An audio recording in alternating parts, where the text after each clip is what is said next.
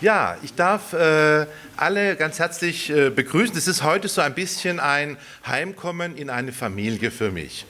Und zwar aus zweierlei Gründen. Einmal feiert unsere Hochschule dieses Jahr 50-jähriges Bestehen. Das ist an sich schon ein schöner Festakt und ein schöner Anlass. Und man muss sich immer wieder vergegenwärtigen, warum ist diese Hochschule in Kehl gelandet vor 50 Jahren, unter anderem eben auch, weil über den Rhein Straßburg ist und man von vornherein gesagt hat, wenn wir Europa bauen wollen, wenn wir Verwaltungen entwickeln wollen, dann muss da auch eine gewisse Offenheit sein. Und wir haben deshalb sehr, sehr enge Kooperationsbeziehungen mit vielen Universitäten und Hochschulen in Europa, aber ganz besonders auch eben mit der Universität Straßburg. Und das freut uns ganz besonders. Und eine der jüngeren Initiativen ist das grenzüberschreitende Jean Monnet Spitzenkompetenzzentrum. Das ist eine große Originalität, denn es ist das erste und einzige meines Wissens Jean Monnet Zentrum, das tatsächlich deutsch-französisch grenzüberschreitend aufgebaut ist. Da sind wir sehr, sehr dankbar, dass die Universität Straßburg ihre Hände geöffnet hat und wir als kleiner Kehler Partner doch mit an Bord sein können.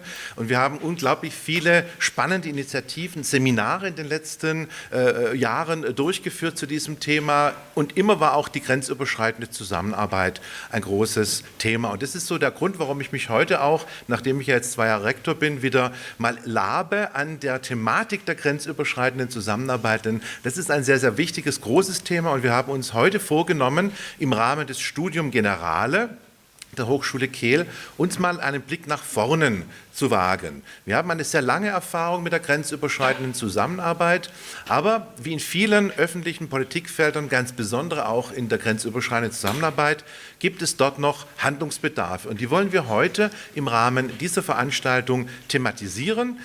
Ich möchte ganz herzlich mal zunächst alle Gäste begrüßen. Frau Thévenet wird die nachher noch mal genauer vorstellen und möchte nur kurz sagen, wir haben nach wie vor so eine hybride Funktion. Ich darf aber alle Anwesenden versichern, da draußen ist ein ganzer Studienjahrgang im Internet, 450 Studierende, wir sind mal optimistisch heute Abend, verfolgen das jetzt live. Und wir haben eine Besonderheit gemacht, wir haben diesmal einen französischen und einen deutschen Livestream, also wirklich versuchen auch im Internet ein bisschen unsere Sprachen, unsere Kulturen in der globalen Welt zu unterstreichen. Das war so ein kleiner Versuch.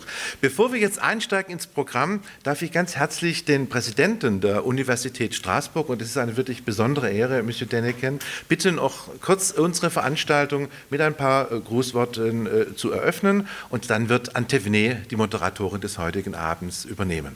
Herzlich willkommen. Je ne sais pas quelle langue parler. Je vais parler les deux pour embêter les dolmetschers, voilà. Je vais mal parler les deux. Non, je suis très heureux d'être au milieu de vous pour des tas de raisons. D'abord parce que l'initiative de la chaire d'excellence, mais aussi du centre d'excellence Jean Monnet, est non seulement unique dans l'espace universitaire français, mais aussi au niveau de ce que nous sommes capables de faire dans le transfrontalier. Et comme Strasbourgeois, je ne traverse jamais le pont de Kehl sans émotion, même si c'est pour aller chez DM ou Aldi, mais c'est toujours un moment qui n'est pas évident. Mon père était incorporé de force dans l'armée allemande, puis évadé dans l'armée française, et je lui dois, mon père était ouvrier, et j'ai eu une grande chance dans ma vie, c'est que jamais il ne nous a élevés dans la détestation de l'autre. Et nous sommes toujours allés en Allemagne quand l'essence était moins chère, quand les glaces étaient meilleures. Et je pense que c'est un élément important. Vous êtes des jeunes apprenants. L'importance fondamentale des schémas que nous vous instillons détermine la capacité des peuples à s'entendre. Et c'est parce que je n'ai jamais appris à détester l'autre que je pense pas être meilleur que les autres, mais être convaincu que ce que nous construisons de part et d'autre du Rhin, c'est une magnifique aventure. Et je ne vais pas me lancer dans la philosophie de la frontière. La frontière, c'est quelque chose qui arrête et en même temps qu'il faut traverser. Et il est vrai qu'un fleuve, et qui plus est un pont sur un fleuve tel que le Rhin, laisse énormément gambader et l'artiste et le philosophe. L'Europe se construit sur des réconciliations nombreuses, progressives, et je pense très honnêtement qu'aujourd'hui, l'Europe est arrivée à un moment très important. Je vois que Frontem, c'est de l'Irlande à la Hongrie. Pensons à ces bouillonnements, cher Anne Sander, le bouillonnement des cultures en Europe qui veulent être entendues, qui veulent une Europe qui respecte les identités. Et je pense que c'est quelque chose de très important que nous construisons. Je termine. L'Université de Strasbourg est une université européenne. Elle est d'abord au cœur d'un réseau qui s'appelle EUCOR. Nous sommes en train de réfléchir aussi, nous avons été labellisés par la Commission européenne comme Université européenne Épicure, dont je suis le chairman, avec 8 universités, dont 4 de EUCOR. Nous réfléchissons à l'extension de cette université et surtout, nous réfléchissons à la manière d'agréger des partenaires. Excusez-moi, le téléphone traverse le Rhin encore, voilà. Et parmi les partenaires que nous voulons intégrer, il y a notamment des Hochschulen, et notamment, je réfléchis avec notre vice-président en charge du franco-allemand, Jon Pürtz, d'intégrer un certain nombre de programmes. Notre école de management, par exemple, souhaite s'implanter en Allemagne, grande puissance économique. Donc je pense que par-delà les bons sentiments, la construction, elle se fait dans l'échange d'enseignants et d'enseignantes, dans une culture européenne commune et humaniste commune. Et je pense que les grands enjeux qui sont les nôtres actuellement dans la construction de l'Europe se font ici. Et surtout, je pense que, puisque la chaire et le centre d'excellence portent le nom de Jean Monnet, il nous faut sans arrêt revenir aux fondamentaux de l'Europe. Quel que soit l'amour qu'on a pour Bruxelles et les Bruxellois, c'est de retrouver les fondements humanistes. Et pour cela, je peux vous dire que l'Université de Strasbourg sera toujours votre partenaire. Nous sommes nés protestants, comme Hochschule, il y a près de 500 ans.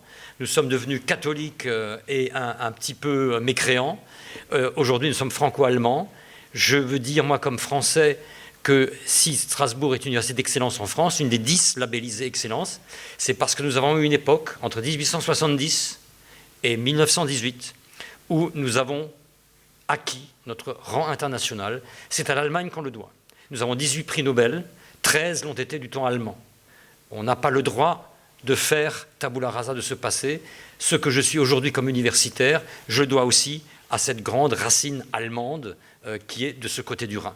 Et puis, on a une chargée de programme, Birte Wassenberg, qui n'est pas marseillaise et qui est justement là pour montrer que dans notre université aussi, cette histoire continue avec non pas des gens qui sont des étrangers, mais qui sont des amis, qui sont des Européens, parce que l'idéal universitaire, c'est Erasmus. Je rappelle, chez Anne Sander, que Erasmus, quels que soient les Brexit et les catastrophes, c'est plus d'1 million de bébés. Pour ça, je pense que les frontières n'existent pas. Si les frontières n'existent pas pour le virus, n'existent pas non plus pour le désir de la jeunesse de construire une Europe qui n'est pas une Europe grise ou atone, mais une Europe multicolore où le génie des langues ne cède pas le pas au globish, où l'allemand reste la langue de Goethe et où le français est aussi le clin d'œil de nos belles langues régionales. Donc, bonne soirée à tous et surtout rendez-vous à toutes celles et ceux qui sont ici pour continuer à construire cet espace de l'enseignement. J'aimerais bien que la Hochschule intègre EUCOR. Ce serait peut-être un très beau geste parce que, au fond, vous êtes plus proche d'une université que d'une grande école française. Donc, à réfléchir ensemble pour l'avenir.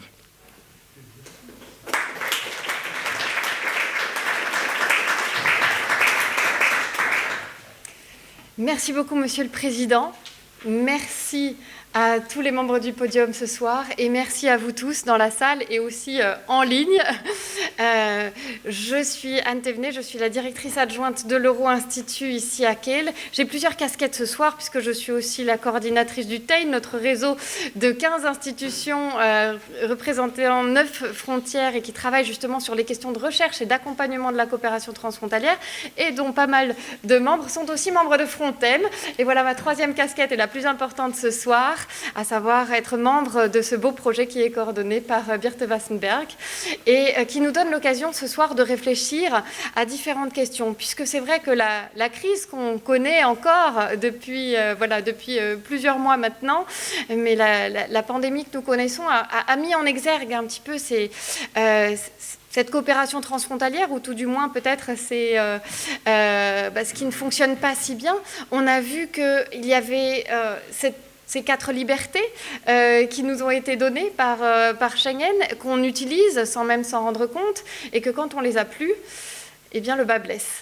Et tout ça, ça nous a donné envie, grâce à l'initiative de Joachim Beck et de Birte Wassenberg, de rédiger un manifeste pour expliquer un petit peu la situation actuelle et quelque part des revendications, en quelque sorte, ou tout du moins des propositions qui nous semblent aller dans le bon sens pour pouvoir améliorer la coopération transfrontalière pour le citoyen, puisque c'est bien là toujours l'objectif de la coopération transfronalière, c'est faire en sorte que le citoyen qui vit dans une région transfrontalière puisse en profiter et n'ait pas d'obstacle par rapport à un citoyen qui vivrait dans une région qui n'est pas transfrontalière, voire même peut-être ait des opportunités supplémentaires.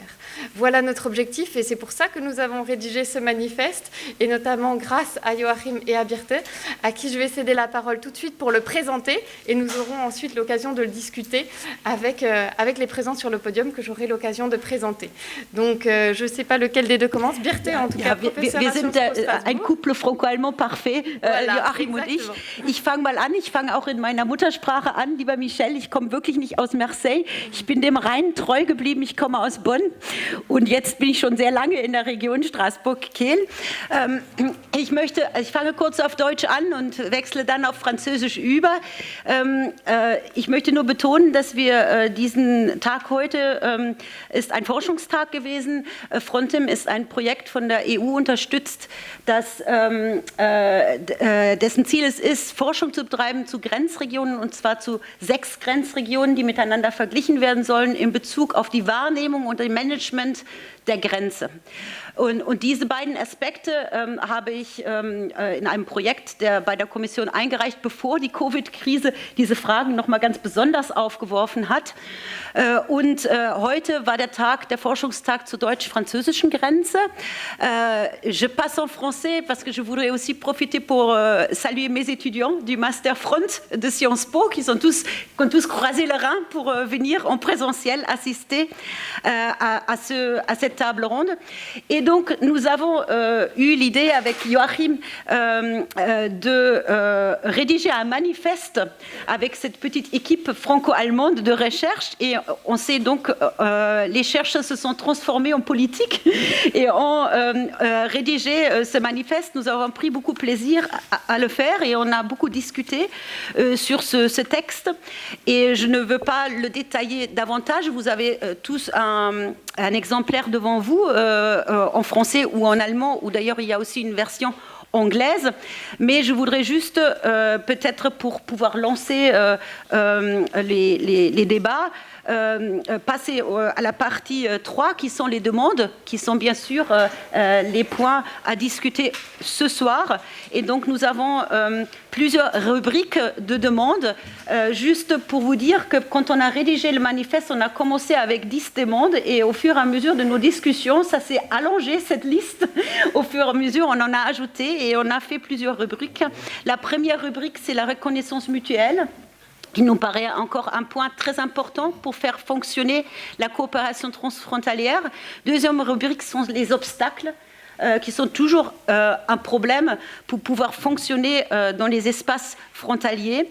Ensuite, les compétences et services publics et surtout aussi la question, le management de crise. C'est une question qui nous est venue bien sûr avec la pandémie et la fermeture des frontières. Ensuite, des questions de gouvernance transfrontalière. On met beaucoup l'accent sur la multi-level governance. Ensuite, une rubrique des citoyens, parce qu'on ne peut pas faire de la coopération transfrontalière sans y associer les habitants des régions frontalières. Et puis enfin, quelques demandes aussi qui concernent l'échelon de gouvernance européenne, que nous adressons aux institutions de l'Union européenne, mais aussi aux autres organisations européennes, le Conseil de l'Europe par exemple. Et pour nous, je vais vous juste citer une demande qui est la dernière sur notre feuille, qui dit qu'on souhaiterait que les régions frontalières soient de nouveau remises au cœur des politiques de l'Union européenne. Ça nous paraît essentiel pour l'avenir de la coopération transfrontalière. Merci. Merci. Joachim, tu voulais... Non ? Parfait. Très bien. Bien. Dans ce cas, on va pouvoir lancer le débat et j'ai le plaisir d'accueillir de nombreuses personnalités aujourd'hui sur notre podium. Nous avons effectivement le plaisir ce soir d'avoir Karl-Heinz Lamberts parmi nous. C'est vraiment, j'allais dire, quelqu'un qui connaît la coopération transfrontalière, j'ai envie de dire, sur le bout des doigts, et ce, à différentes échelles. Il est ici présenté dans le programme comme président de l'ARF, l'Association des régions frontalières d'Europe, mais il a de nombreuses casquettes à son actif. Il est également le président du Parlement de la communauté germanophone de Belgique. Il a été président du comité des régions et en est toujours membre. Et c'est donc avec ces différentes casquettes aussi qu'on s'adressera à lui ce soir. Nous avons également le plaisir d'accueillir ce soir Philippe Voiry. Alors Philippe Voiry qui est aujourd'hui ambassadeur pour les commissions intergouvernementales, la coopération et les questions frontalières, mais qui a aussi une très bonne connaissance de notre territoire ici, puisqu'il a été conseiller diplomatique du préfet de la région Grand Est, donc aussi un acteur voilà, de ce territoire-là. J'ai également le plaisir de saluer Anne Sander, députée européenne, et qui, elle aussi, connaît bien notre territoire, puisqu'elle vient de pas très loin de Strasbourg, donc elle a de très bonnes connaissances de toutes ces questions transfrontalières, et c'est vraiment quelqu'un aussi sur qui on peut compter et qu'on sollicite régulièrement. Et puis nous avons également Monsieur Klaus Hühle, aujourd'hui, qui dirige le service coopération transfrontalière au Regierungspräsidium de Fribourg, cette sorte de sous-préfecture, mais on met un petit peu des guillemets, voilà, du Bade-Württemberg, dans un échelon territorial, voilà, donc une représentation de l'État du Bade-Württemberg, mais dans un territoire, voilà, autour de Fribourg, côté allemand, et donc qui va aussi avoir un petit peu cette perception de terrain en tant qu'acteur qui est impliqué à de nombreuses échelles de gouvernance dans le territoire transfrontalier. Un grand merci à eux quatre d'avoir répondu présent à notre appel ce soir. Et peut-être que la première question serait tout simplement... par rapport à ce manifeste qu'on a eu l'occasion de pouvoir vous envoyer quelques jours avant, pas beaucoup, j'espère que vous avez pu tout de même en prendre connaissance, mais concrètement pour vous, est-ce que ça vous parle, ça fait écho à quelque chose que vous connaissez? Est-ce que ce sont globalement des points ou des revendications que vous entendez régulièrement, voire que vous portez? Quelle serait un petit peu votre réaction générale par rapport à ce manifeste? Et je vais peut-être tout simplement prendre l'ordre dans lequel vous êtes installé et me tourner tout d'abord vers vous, Monsieur Lamberts. Je vais vous donner d'abord la version courte et puis la version un peu plus longue de la réponse à votre question. La version courte, c'est oui. Celle qui était plus longue commence par une remarque préalable. Quand on est politicien, on est devenu, après un certain temps, vraiment un maître dans l'art de ne répondre qu'aux questions qu'on s'est posées soi-même. Et quand j'ai entendu tantôt 50 ans de Kehl, je me suis dit, ça c'est vraiment long. Parce que c'est aussi la durée d'existence de l'Association des régions frontalières d'Europe, l'ARFE, mais c'est aussi, et là, ça ne me rend pas tellement heureux, c'est aussi exactement le temps pendant lequel moi je fais de la politique. Donc, je ne suis plus à l'aube, mais plutôt au crépuscule de ma vie politique. Et cela a en tout cas deux avantages. On n'a plus d'ambition. Si je n'ai pas été tout ce que je voulais être en politique, c'est trop tard. Encore que, en voyant Biden et des gens comme ça peut changer. Mais on peut surtout dire ce qu'on veut, parce qu'on est sûr qu'on ne sera plus vraiment sanctionné. Alors ici, je suis très heureux d'être ici, parce que, et ça je ne le dis pas simplement par courtoisie, le travail qu'est l'Université de Strasbourg en fait depuis des décennies en matière de coopération transfrontalière est extraordinaire. Dans ma bibliothèque, et j'ai une grande bibliothèque à ma maison, j'ai même construit ma maison autour de ma bibliothèque, mais ça c'est encore une autre histoire, c'est 6 volumes en noir qui ont été publiés après des séminaires très approfondis, jouent un rôle très prominent, très important. Je l'ai mis à un endroit où tout le monde peut les voir. J'ai fait la même chose avec le Capital de Marx, mais ça c'est pour tout à fait autre raison, pour avoir toujours un sujet. Mais ces 6 volumes-là sont extraordinaires. Et on est tout de suite, je crois, au cœur du sujet, les frontières.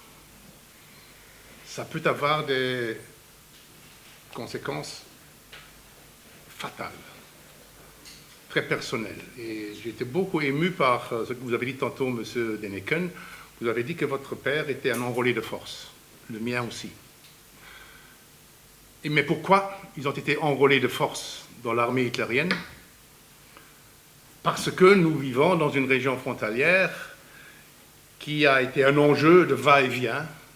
Ça vaut pour l'Alsace, ça vaut aussi pour la région germanophone de Belgique, d'où je viens. Et ça peut avoir des conséquences très importantes. Ça a changé toute la vie de mon père, et celle du vôtre probablement aussi. Et ce sont des enseignements très importants qu'il faut tirer de l'histoire. Et quand on parle de frontières, je crois que le lien avec l'Europe est très évident. L'Europe a dans son ADN la disparition des frontières, le dépassement des frontières. Il y a de bonnes raisons à ça. Parce que si l'Europe, que ce soit celle du Conseil de l'Europe ou celle de l'Union européenne, ne parvient pas à s'unir davantage, à s'intégrer davantage, elle va plus ou moins disparaître de la scène politique mondiale parce que les centres de force sont ailleurs, déjà aujourd'hui, et la seule façon pour l'Europe d'avoir une place solide, c'est de coopérer davantage. Ça, c'est fondamental. Malheureusement, tout le monde ne l'a pas encore compris. Et nous vivons même dans une période où le retour à des nationalismes beaucoup plus centrés sur soi-même a une haute conjoncture. On voit des choses terribles en Europe à ce niveau-là, tous les jours. Encore il y a quelques jours au sommet en Slovénie. Et c'est assez important de comprendre que le seul avenir pour l'Europe est celui qu'on peut se construire en commun. Et pour cela, il faut gérer la frontière. Et pour gérer la frontière, il faut faire 3 choses. Il faut d'abord connaître les frontières. Tous les gens qui ne connaissent pas leurs frontières, comme l'enfant qui met sa main sur quelque part où il y a de la chaleur, va vite avoir des dégâts. Et puis, il faut reconnaître les valeurs. Et le 3e pas est évidemment dépasser les frontières. Erkennen, anerkennen, überwinden, si on prend les mots allemands. Et ces 3 pas sont essentiels. Et c'est beaucoup plus compliqué que ça n'en a l'air. Pour y arriver, il faut aussi remplir 3 conditions. Il faut être autorisé à dépasser les frontières. Dürfen, en allemand. Il faut vouloir dépasser les frontières, pas seulement dans des discours de dimanche, mais dans la réalité. Wollen.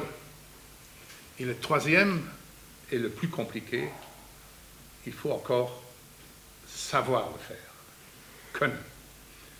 Et ça, c'est très compliqué. Et ce n'est pas seulement, comme dans beaucoup de domaines de la vie, suffisant de pouvoir et de vouloir, savoir est encore autre chose. Et certainement dans la coopération transfrontalière, parce que là, c'est d'abord la connaissance de la culture et de la langue du voisin, mais c'est aussi une connaissance approfondie du système dans lequel il vit et du contexte administratif, économico-social. Et quel plaisir de faire une réflexion là-dessus, chère Anne, quand vous traduisez le Regierungspräsidium par sous-préfecture. Ça, c'est quelque chose qui peut remplir une thèse de doctorat. Tout à fait. C'était extraordinaire. Et ça montre d'ailleurs l'incompatibilité des notions. Il y en a beaucoup d'autres. Mais ça, c'est vraiment quelque chose de très important. Et comme je fais ce genre de discours parfois, j'ai toujours une belle formule qui est aussi le test ultimatif pour les interprètes. J'ai une fois lu quelque part que cette compétence de communication interculturelle, interkulturelle Kommunikationskompetenz, ist mehr als ein Fremdsprachenkurs oder eine, und jetzt kommt's, oder eine Fettnäpfchenlehre für Fortgeschrittene. Et comme j'ai travaillé moi-même comme interprète quand j'étais étudiant, je sais à quel point c'est difficile, et il faut que les gens parlent un peu d'une façon particulière, qu'ils terminent leurs phrases et tout ça. Mais je demande chaque fois après des événements aujourd'hui aux interprètes, mais comment est-ce que vous avez traduit Fettnäpfchenlehre? Mais c'est très délicat et c'est très important. Et tout ça, c'est aussi le sujet de votre déclaration. C'est une très belle déclaration. Je l'ai lue même deux fois, une fois en parallèle et une fois parce que j'avais un peu de temps cet après-midi à mon hôtel comme alternative à faire un petit sommeil. Je l'ai lu en détail et ce qui est très clair là-dedans, c'est même quelque chose assez remarquable quand on sait que ce sont des scientifiques qui ont écrit ça. Cela a un grand rapport avec la réalité. Ce qui n'est pas toujours le cas quand on lit des ouvrages scientifiques. Ce n'est pas nécessaire. Parfois, il faut aller un peu plus haut aussi. Mais là, on a quelque chose qui est vraiment tout à fait pertinent. Et c'est pour ça que la vraie réponse à votre question que j'ai donnée tantôt, c'est oui. Et je vais ajouter alors deux phrases supplémentaires, et puis je m'arrête. Ce que vous écrivez là-bas, ça colle très bien avec ce qui se retrouve dans un autre document que je trouve excellent, qui est le rapport de juillet de 2021 de la Commission européenne sur les régions frontalières comme un laboratoire dans l'intégration européenne, rapport qui fait suivi à une communication qui a été aussi extraordinaire et courageuse en 2017 sur la coopération transfrontalière par cette même commission. Et si on sait qui l'a écrit à la commission, on peut que dire bravo, c'est extraordinaire. C'est comme presque ce qu'on peut dire pour ceux qui ont écrit ce manifeste, c'est aussi très très bien fait. Et puis, ça c'est la dernière remarque, on n'est pas venu aujourd'hui les mains vides ici. Pour moi, c'est la deuxième partie de la journée. J'en ai eu une première qui, pour moi, était extrêmement réjouissante. Sans aller dans les secrets, j'y espérais déjà depuis tout un temps, pour ne pas... Non, je devrais dire pendant un certain temps, sinon un temps certain. Dans ce monde des institutions européennes qui s'occupent de la coopération transfrontalière et qui ont tous un objectif commun, de sortir cette coopération de la périphérie pour la mettre au centre même de la politique européenne, toutes ces organisations-là ont intérêt à coopérer encore davantage. Et aujourd'hui, nous sommes parvenus à adopter à trois une déclaration de Strasbourg, pas de Bruxelles, de Strasbourg, sur la coopération transfrontalière au cœur du projet européen.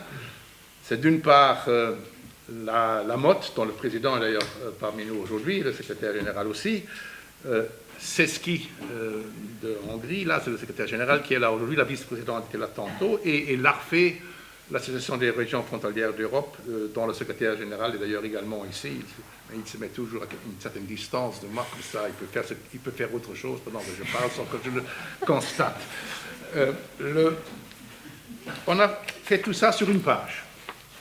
Et ce que vous dites dans votre déclaration, ça se retrouve d'ailleurs ici aussi, et là je crois, et ça c'est ma dernière remarque, il y a une grande opportunité à intégrer davantage les démarches et les travaux qui se font dans les associations, institutions qui travaillent sur la coopération transfrontalière dans le quotidien, et le monde scientifique qui s'occupe de ce sujet. Là, nous avons des ponts à construire, des synergies à établir, des répartitions de travail à faire qui sont extraordinaires dans toutes les destinataires de nos messages, que ce soit l'Europe, Conseil de l'Europe, Union européenne, que ce soit les États nationaux, que ce soit les régions d'Europe, que ce soit les collectivités territoriales concernées. Là, il y a une extraordinaire opportunité de coopérer ensemble, et peut-être nous allons faire alors un roadmap dans laquelle nous allons mettre tout ce qui est dans cette déclaration, ce qui est dans votre déclaration, et dans un an, on se verra quelque part vous dire à quel point on était extraordinaire en réalisant tout ça.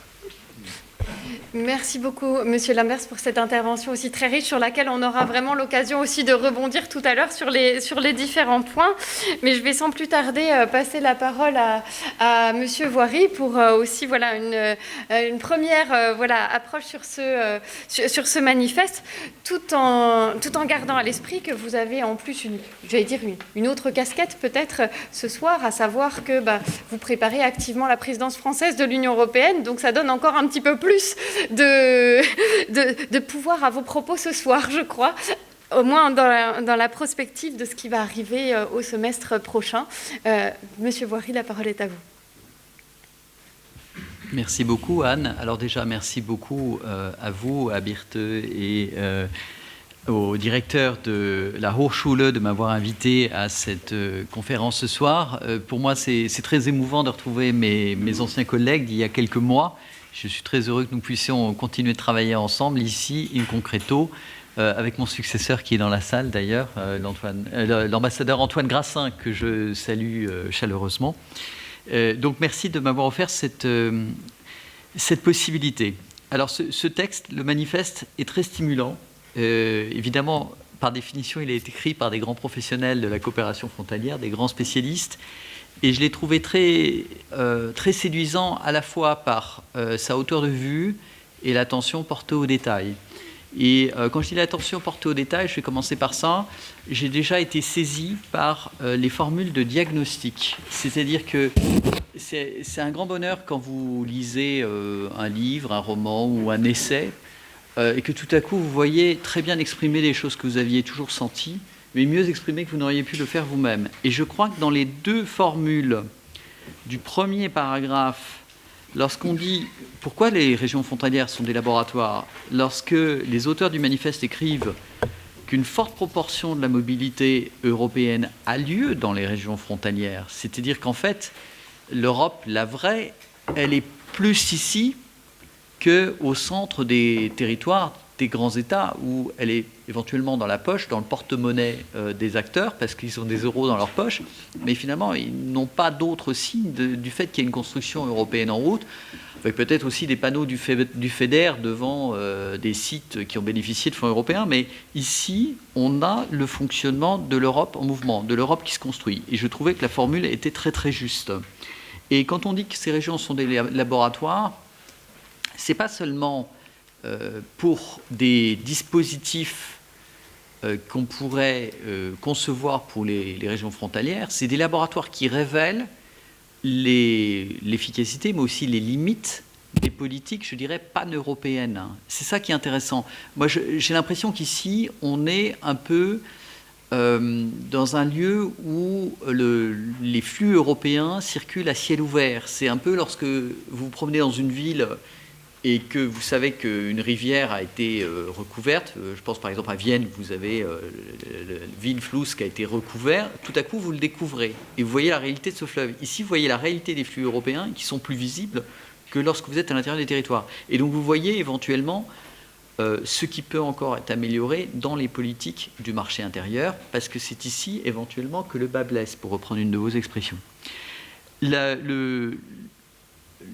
phrase suivante dans ce paragraphe, qui est, je dirais, l'envers de cette médaille, est aussi essentiel.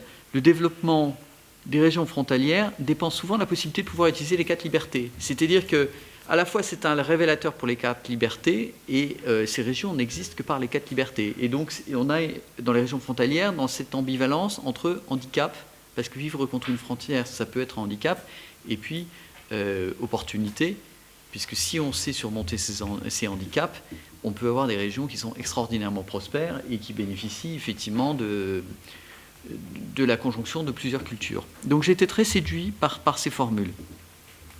Alors après, dans le diagnostic, c'est normal, c'est un document, je dirais, qui n'est pas de source étatique, c'est un document de professionnels de la coopération frontalière, mais plutôt du monde académique. J'ai été surpris à un moment, j'ai sursauté en voyant la manière dont les États nationaux sont mis en cause, parce que pour moi, je dirais, c'est un peu rapide. Quand on dit que les États nationaux restent des forces de résistance, j'ai envie de dire non. D'abord, c'est des acteurs du jeu frontalier. Les États nationaux sont d'abord évidemment des structures qui nous garantissent, je dirais, notre cadre de vie dans ses dimensions les plus variées. C'est un ensemble de services, à commencer par la sécurité et plein d'autres. Enfin, je ne vais pas discourir sur le sujet, je crois que c'est présent dans l'esprit de chacun. Et dans le jeu de la coopération frontalière, ce sont des acteurs parmi d'autres. Alors effectivement, ce sont des acteurs qui n'ont pas forcément été construits dans l'idée de s'investir dans la coopération frontalière. C'est une notion qui est nouvelle pour eux. Enfin, qui est nouvelle. Disons qu'il n'est pas au cœur, je dirais, n'est pas au cœur de leur vocation. Voilà, parce que les États-nations ont été conçus comme un peu des monades, comme des espèces de billes de verre qui ne s'interpénètrent pas, avec une souveraineté exclusive sur leur ressort, des billes de verre qui s'entrechoquent parfois avec fracas, ce qui a pu être évité depuis 1945. Et c'est vrai que pour les États nationaux, c'est une démarche intellectuelle nouvelle que d'essayer de conjuguer leur souveraineté avec celle du voisin dans les espaces d'interdépendance que sont les régions frontalières. Donc je le dirais plutôt comme ça. Ce sont des acteurs, parmi d'autres, des acteurs essentiels et centraux. Je dirais aussi, face aux difficultés de la coopération frontalière, ce qui m'importe plus, c'est pas tant de désigner des coupables que d'identifier des dynamiques. Et je crois que ça pourrait être l'étape suivante après ce manifeste, ça serait peut-être un nouveau document qui serait encore plus orienté sur les dynamiques à l'œuvre. Parce que je crois que nous sommes à la confluence de nombreuses dynamiques, alors qui sont certaines anciennes, qui datent de plusieurs siècles, d'autres de la construction européenne, et puis d'autres plus récentes. La dernière en date, je l'espère, ça sera la présidence française de l'Union européenne. J'espère que ça nous permettra effectivement de poser quelques jalons dans la coopération frontalière. Et on y réfléchit à Paris entre collègues. Et puis, je dirais, il y a une autre dynamique qui est au plus long cours. Je pense qu'il y a une vraie prise de conscience, mais je vais y revenir, une vraie prise de conscience justement chez les États nationaux, chez les administrations centrales, de la nécessité de travailler sur la coopération frontalière. Alors, plus loin dans le document, j'ai trouvé que il y avait aussi une très bonne grille pour comprendre de quels outils nous disposions. Et il y a un outil qui est absolument central, c'est cette idée de mécanisme multiniveau, qui est cher à la mission opérationnelle transfrontalière, c'est-à-dire que pour résoudre les problèmes auxquels nous sommes confrontés, il faut de toute façon penser en multiniveau. Donc les multiniveaux, ça va être le local, ça va être l'infrarégional. Alors, à cet égard, je dirais plus volontiers que Fribourg est une préfecture pour nous, qu'une sous-préfecture. En tout cas, moi, je l'ai toujours vécu comme ça, et c'est comme ça que je l'explique. Quand j'essaie d'expliquer aux collègues ce qu'est le Regierungspräsidium de Fribourg, celui de Karlsruhe, et les deux autres qui maillent le territoire du Bade-Wurtemberg. Donc ça serait le deuxième niveau. Le premier niveau, si vous voulez, c'est un niveau communal où GECT. Ensuite, vous avez le niveau infrarégional, qui correspond bien donc à celui que je viens de citer. Après, vous avez un niveau qui est plutôt régional, qui serait celui du Land ou de la région Grand Est. Alors, vous avez la collectivité européenne d'Alsace, qui serait plutôt, effectivement, l'homologue, par exemple, du Regierungspräsidium de Fribourg et de celui de Karlsruhe, entre les deux.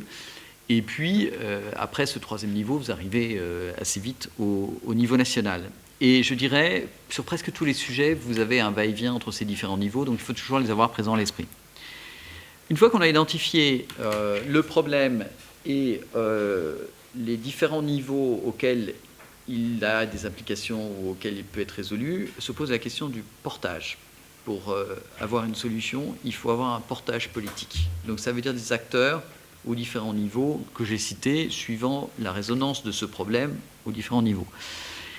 Et quand on arrive au niveau national, je dirais le plus grand problème, c'est le temps d'attention disponible dont peuvent disposer les administrations nationales. C'est normal parce que vous êtes dans une structure en entonnoir, donc vous allez avoir éventuellement des problèmes qui ne peuvent être résolus qu'au niveau national, parce que les États nationaux sont construits comme ça, ou qui ne peuvent être réduits dans les États fédéraux, qu'à Stuttgart par exemple, qui ne peuvent être résolus qu'au niveau régional.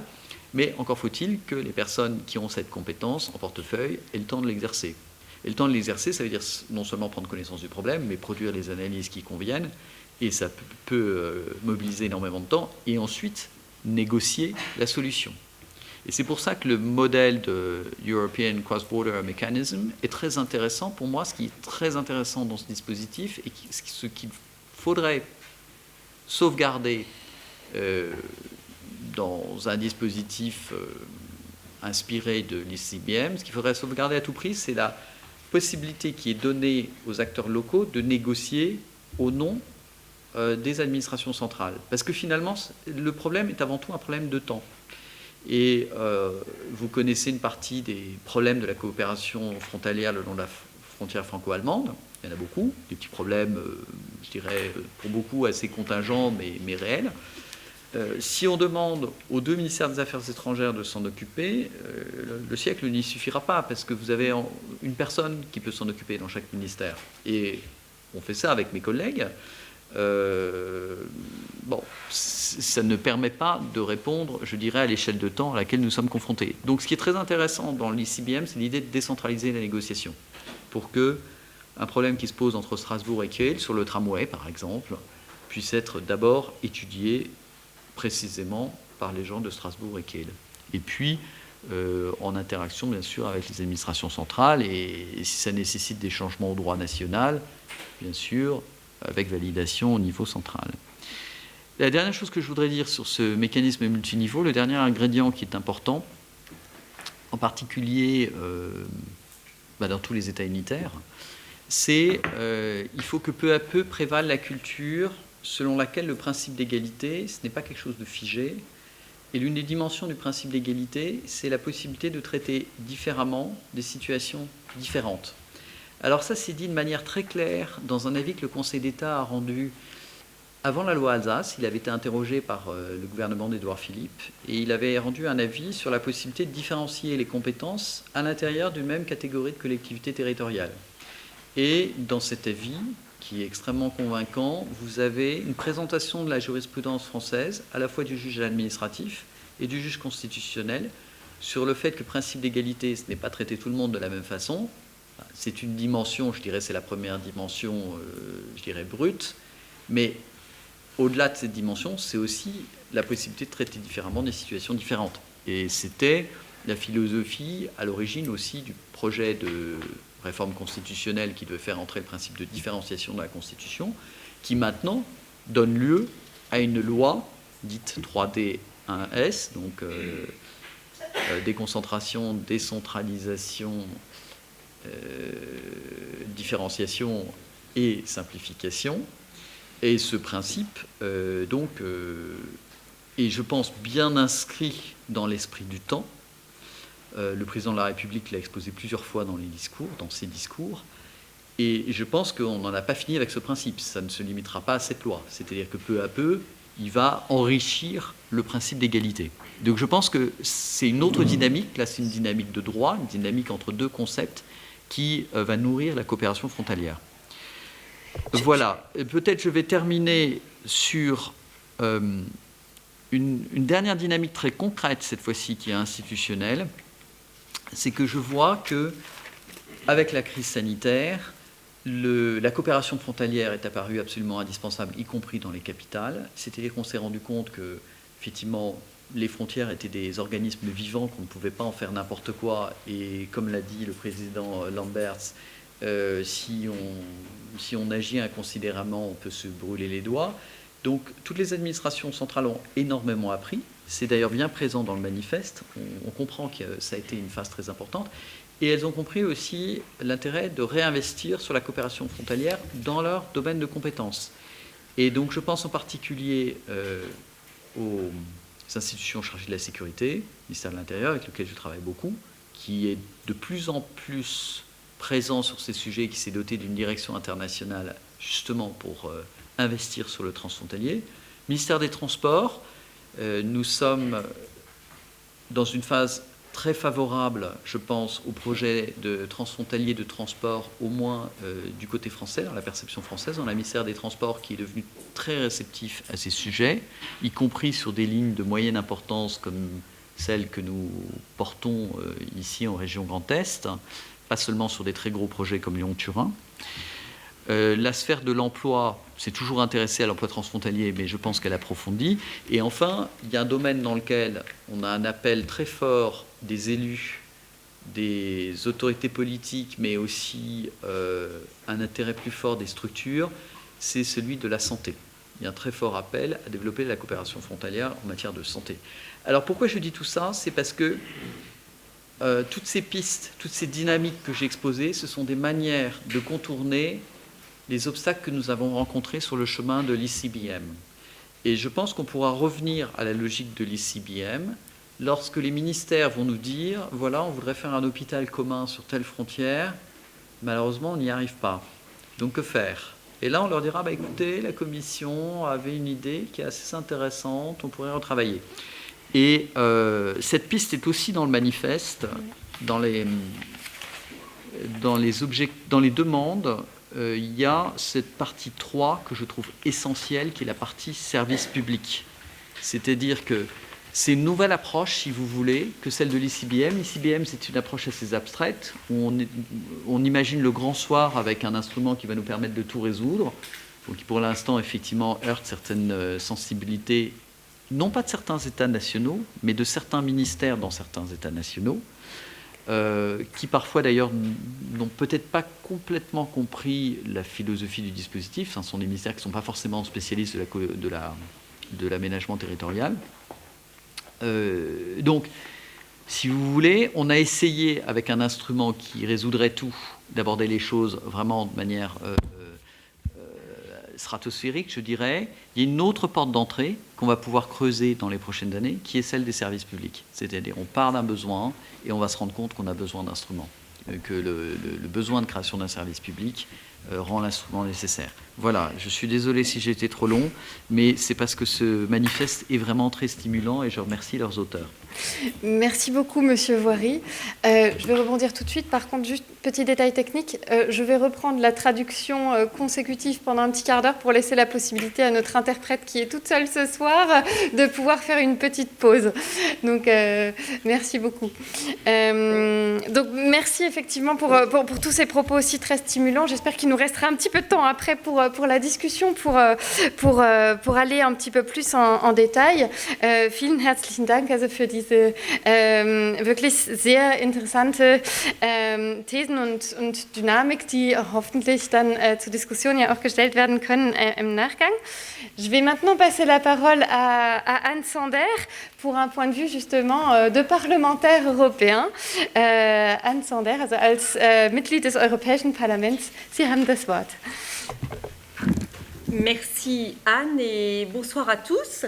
Je suis très heureuse de venir à Kehl ce soir, quelques kilomètres du Parlement, où nous achevons une semaine de session très riche, où il a été question de sujets transfrontaliers, et à la veille de deux énormes journées à laquelle vont participer des milliers de jeunes européens, puisque nous accueillons au Parlement européen 4000 jeunes venus de toute l'Europe pour parler de leurs préoccupations. Et j'ai cet après-midi déjà rencontré des jeunes du Rhin supérieur et qui vont faire des propositions, notamment s'inspirant de ce qu'ils vivent ici. Alors moi, je suis heureuse, intéressée par ce manifeste. Ce manifeste qui a été écrit par le réseau Jean Monnet, vous dire aussi que je dois faire partie des premières étudiants de l'Université de Strasbourg qui ont participé au projet ECOR, puisqu'à l'époque, j'avais soutenu ma maîtrise de sciences éco dans le cadre de ce projet présenté à l'époque au Mont-Saint-Odile, voilà, qui devait, du Mont-Saint-Odile, on avait un regard sur toute cette vallée du Rhin supérieur, et donc je suis contente de me retrouver dans cette dynamique que nous retrouvons d'ailleurs, que ce soit dans le réseau ECOR aujourd'hui, sur le campus européen, ou encore dans l'alliance Épicure évoquée par Michel Denneken. Alors, c'est vrai que la crise, alors, voilà, Philippe Voiry disait, la crise a montré la nécessité d'avancer ensemble. Moi, je voudrais d'abord dire que la crise a, dans un premier temps, vraiment fragilisé l'Europe. La crise a fragilisé l'Europe parce que les frontières se sont refermées, parce qu'il y a eu une concurrence très forte entre les États membres pour récupérer du matériel médical. Enfin, ça a été une période très douloureuse, je dirais, pour les amoureux de cette coopération transfrontalière, et il a été difficile d'expliquer à nos concitoyens que ce n'est pas l'Europe qui fermait les frontières, mais que ce sont les États membres qui ont cette compétence nationale, et qui ont décidé de fermer les frontières, souvent sans concertation et sans échange avec leurs partenaires, qui étaient pourtant un partenaire du quotidien.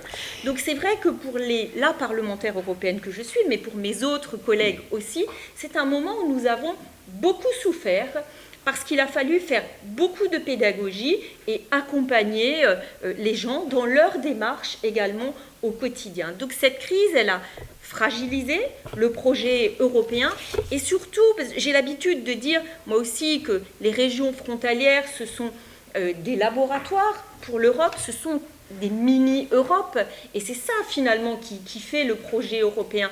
L'Europe, elle est là avant tout, pour apporter la paix, pour apporter un environnement où on vit bien, où on vit heureux, où on vit épanoui, où on vit de manière digne, où on peut avoir des opportunités pour étudier, pour travailler dans cet espace et dans cette communauté européenne.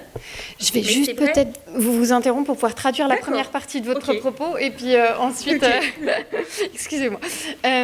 Ja, also Anne Sonner freut sich sehr, heute Abend in Kehl zu sein. Sie hat eine Sitzungswoche hinter sich beim Europaparlament hier in Straßburg, und es wurden ja auch grenzüberschreitende Themen diskutiert.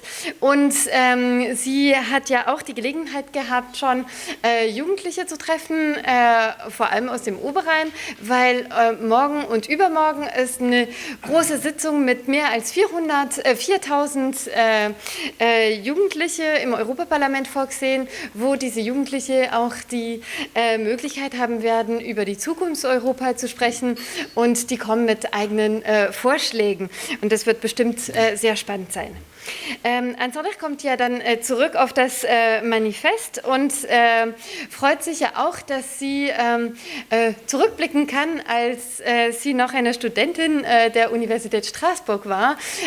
Sie war eine der ersten, die im EUCOR dann studieren konnte, und sie hatte ihre Masterarbeit auch da in Straßburg zum Thema Mont-Saint-Odile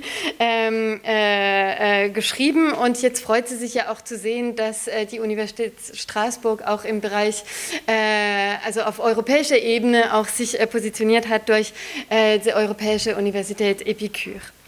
Jetzt kommt sie ja auch zu der Tatsache, dass in der Tat es gab eine Krise, und klar, wie Philippe Voiry schon sagte, wir müssen miteinander, wir müssen kooperieren, aber Sie als Mitglied des Europäischen Parlaments hat bemerkt, die EU ist schon sehr fragil geworden dadurch, weil wir haben ja sehr schwierigen Situationen erlebt, wie zum Beispiel ein Wettbewerb zwischen Staaten, um medizinisches Material zu haben. Und es war wirklich eine sehr schwierige Arbeit, diese Situation den Bürgern zu erläutern, weil man hat ja immer für die EU gekämpft und gezeigt, wie die EU dann helfen kann und wirklich dieses Gebiet sein kann, wo man wirklich in Friede leben kann und Opportunitäten haben kann und Dynamik haben kann. Und in der Krise ist es ja etwas schwieriger geworden, dieses Message sozusagen rüberzukommen, denn diese Grenzregionen, die doch Mini-Europas sind, die Laboratoriums sind, eben gebremst worden sind in deren coopération. Voilà, donc la première chose sans doute qu'il faut reconstruire, c'est ce sentiment d'appartenance à ce projet commun, sans doute dans le cœur des Européens et en particulier dans les régions frontalières. Alors, votre manifeste arrive à un très bon moment, parce que nous avons devant nous des échéances, et ces échéances doivent être l'occasion de porter les préoccupations des régions frontalières. C'est de montrer aussi ce qu'on fait bien ici, ce qui fonctionne et qu'on pourrait finalement partager avec l'ensemble de l'Union européenne, de montrer aussi quels sont les éléments bloquants et qu'il faut arriver à dépasser ensemble. Alors ça arrive au bon moment parce que, vous le savez, la conférence sur l'avenir de l'Europe a été lancée ici, à Strasbourg. C'est un moment important aussi, symbolique dans le temps, puisqu'elle a été lancée le 9 mai dernier, et puis symbolique en termes de lieu, puisqu'elle a été lancée depuis Strasbourg. Cette conférence sur l'avenir de l'Europe doit être l'occasion pour des citoyens, mais aussi pour des associations, pour des structures qui œuvrent au niveau transfrontalier. Ça doit être l'occasion pour le monde de la recherche, pour le monde de l'enseignement, de témoigner, de faire des propositions sur l'avenir de l'Union européenne. Et je crois vraiment que dans les régions frontalières, nous avons beaucoup de choses à dire. C'est aussi des sujets qui, je l'espère, cher Philippe, seront portés par la présidence française. J'aurai l'occasion d'y revenir, notamment avec le mécanisme de l'ECBM. Voilà, alors je ne sais pas si je vous laisse. Merci. Ja, also jetzt, was die Herausforderung in Grenzregionen ist, dass man ja wirklich wieder die Leute dazu bringen müssen, dass sie wieder Lust und Stolz sind, wieder in einer Grenzregion zu sein. Und dieses Manifest kommt sehr gut, in eine sehr gute Zeit hier, weil es muss ja klar werden, was machen wir hier gut, was könnte ja eigentlich andere Regionen inspirieren, was ist noch nicht vielleicht so weit, was könnte man verbessern. Und gerade heute, wo die Konferenz für die Zukunft Europas gerade läuft und sogar in Straßburg eröffnet wurde, ist das wirklich die perfekte Zeit dafür. Diese Konferenz ist dafür da, die Bürger, Vereine, Forschungsakteure dazu zu ermutigen, zu Wort zu kommen, um zu sagen, was wollen sie, was muss gemacht werden. Und in dieser Konferenz haben sicherlich Grenzregionen sehr viel zu sagen. Und diese Themen, die dann bei dieser Konferenz hervorgehoben werden, haben wahrscheinlich ja auch, also können ja eigentlich auch einen Einfluss über die französische Präsidentschaft der EU dann haben im nächsten Frühjahr. Alors, vous savez, au Parlement européen, toutes les législations que nous évoquons ont un lien avec les régions frontalières. Voilà pourquoi au Parlement européen, j'ai créé un groupe de travail qui rassemble des députés européens venant des différents pays européens, mais aussi des différents groupes politiques. Et ce qui nous réunit, c'est cette attention particulière aux régions frontalières. Et c'est vrai que quand on égrène les sujets que nous avons sur la table aujourd'hui au niveau européen, quand on parle des principaux chantiers, eh bien, tous ces chantiers ont un impact sur les régions frontalières. Et je dois dire que parfois, eh bien, nous devons essayer de dépasser un certain nombre de difficultés. Alors, si on prend le thème de la santé, qui a été quand même le thème qui évidemment, ressort de la crise sanitaire, là, il y a des enjeux de santé transfrontalière. On essaie de créer l'Europe de la santé en se reposant sur des structures existantes. Et c'est peut-être un des sujets sur lesquels on va arriver à avancer le plus facilement, à condition de se donner les moyens et peut-être aussi d'avoir, au-delà de l'aspect financier, un cadre réglementaire qui permette d'aller plus loin. Autre chantier, l'Europe sociale. L'Europe sociale, on en parle depuis des années, avant la crise déjà, et on se rend compte que l'Europe sociale, c'est sans doute un des sujets qui nous divise le plus. Il y a des divisions entre l'Est et l'Ouest de l'Europe, avec des visions différentes, parce que nous avons aussi des situations économiques, sociales totalement différentes, avec une réelle concurrence qui peut se faire, parce que, eh bien, comme dit, quand vous prenez le salaire minimum, par exemple, en Bulgarie, et que vous prenez le salaire minimum au Luxembourg, eh ben, c'est pas la même chose. Mais inutile de prendre des pays aussi éloignés, il suffit de prendre la France et l'Allemagne, et vous avez là déjà un véritable sujet dans la région frontalière sur lequel, eh bien, il va falloir continuer à avancer, parce que ce n'est pas le même salaire minimum, et donc forcément, ça crée forme de distorsion de concurrence, mais il n'y a pas que le salaire, il y a aussi la manière d'exercer les activités, les prestations de services. Donc je peux vous dire que dans le mandat précédent, on a passé beaucoup de temps sur ces sujets-là, et c'est un vrai sujet dans l'espace frontalier.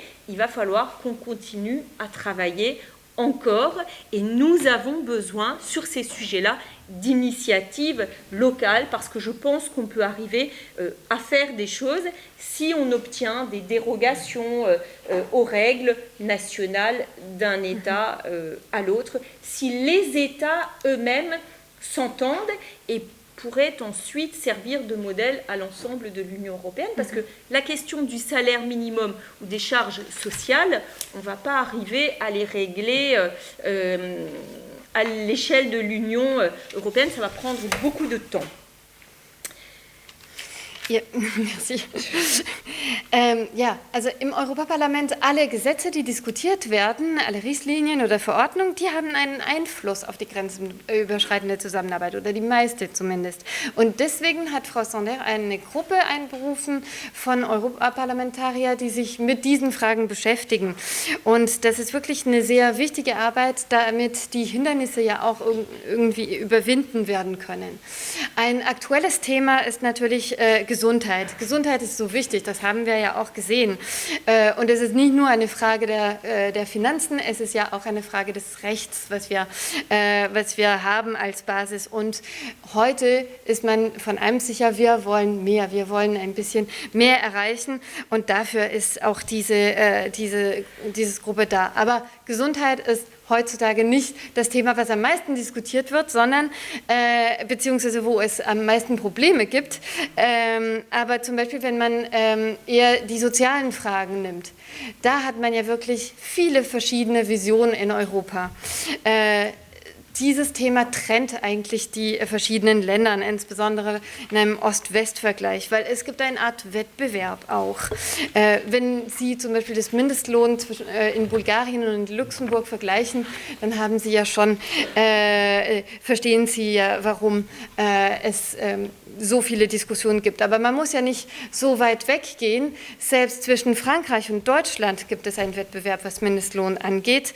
Und da müssen die Parlamentarier wirklich dran arbeiten, damit vielleicht man Ausnahmeregelungen in Grenzregionen findet, damit die Staaten wirklich sich mit dem Thema befassen und vielleicht einen Weg zeigen, auch für Europa, dann Lösungen dafür zu finden, auch für die Grenzregionen.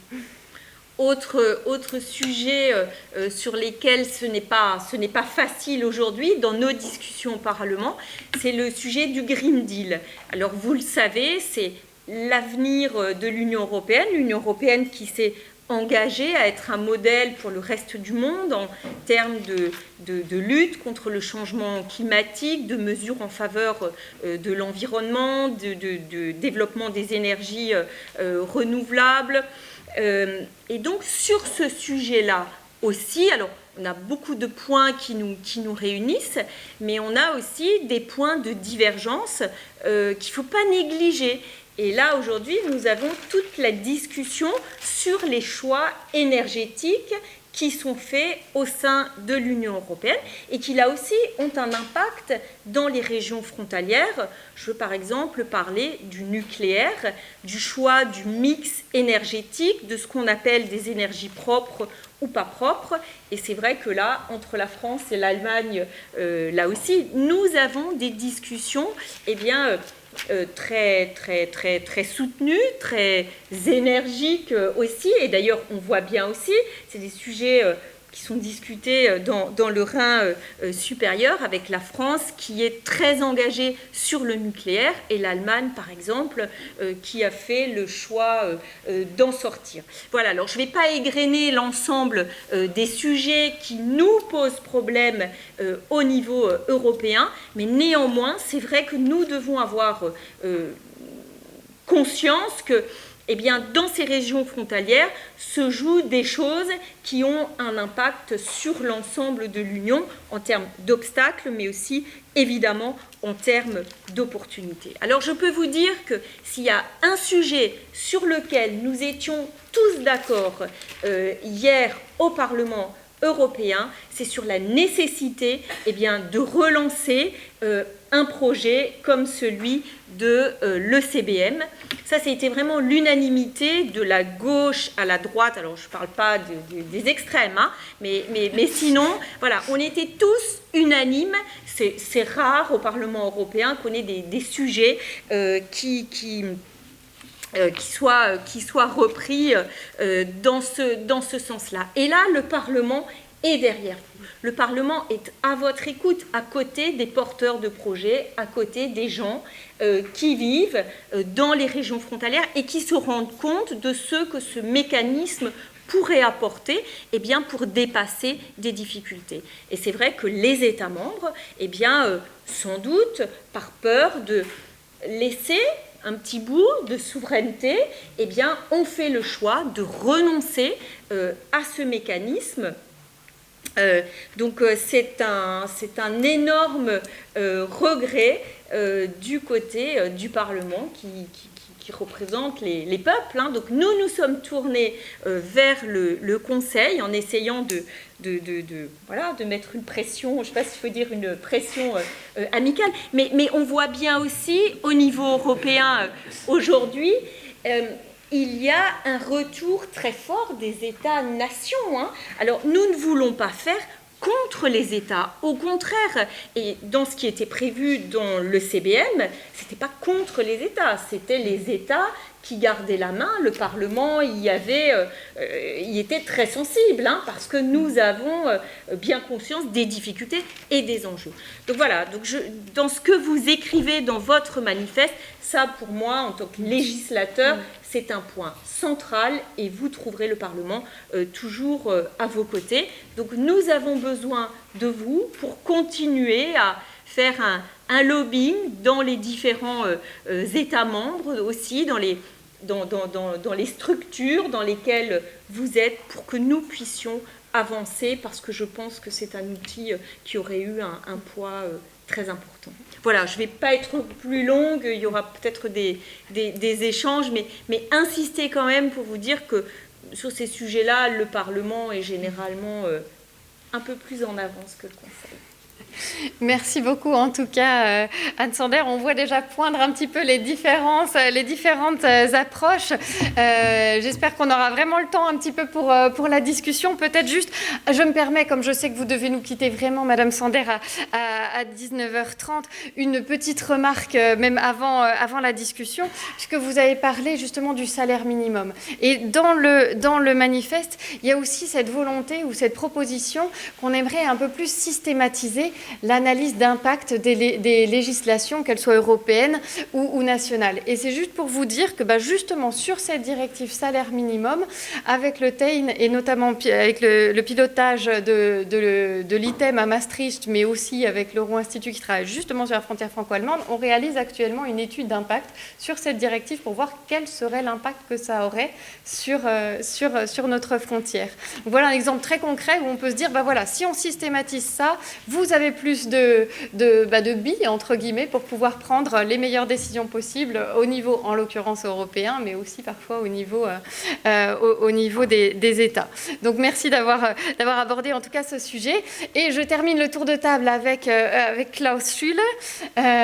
Donc, du Regierungspräsidium, on dira ça, et on ne parlera plus de préfecture ou de sous-préfecture ou de représentation d'un État fédéré, puisque, et ça j'en suis tout à fait consciente, et j'ai l'habitude de le faire aussi, je ne préfère ne pas traduire et expliquer par une paraphrase, parce que c'est toujours un petit peu compliqué avec l'asymétrie des compétences que l'on connaît et qui est notre quotidien dans le transfrontalier, qui fait partie aussi des défis que nous avons. Klaus Schüle. Ja, liebe Frau Thévenet, liebe Gäste, vor allem aber auch liebe Studierende. Ich werde gleich mit wenigen Worten auch begründen, warum ich die Arbeit, die Sie gemacht haben, die Sie jetzt zusammengeschrieben haben, die Sie auf den Punkt gebracht haben, warum sie genau in die richtige Richtung gehen. Aber vorweg, um das kurz herzuleiten, will ich eingangs noch sagen, Herr Deneken hat vorher davon gesprochen, dass wenn er über die Brücke in Kehl fährt, ihn das immer noch berührt. Ich habe einen anderen Hintergrund wie Sie, aber mir geht es genauso. Und das Zweite, wir haben im März 2020, ein Stück davon kommt jetzt ins Museum, Grenzschließung gehabt, Bänder und alles. Und das alles hat uns, glaube ich, alle emotional bewegt, bis zum heutigen Tag. Und das ganze Geschehen dürfen wir nicht unterschätzen.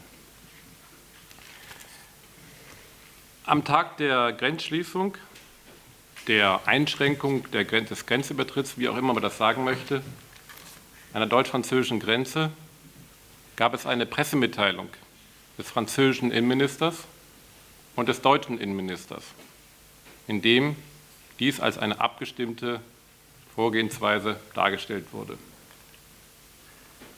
Aber vor Ort auf der französischen Seite und vor Ort auf der deutschen Seite war die Kommunikation so gut wie nicht gegeben. Man hat teilweise von den Services vor Ort mitbekommen, was da eigentlich im Gange war. Unsere Regierungspräsidentin, die Präfektin von ihrer Autobahnpolizei.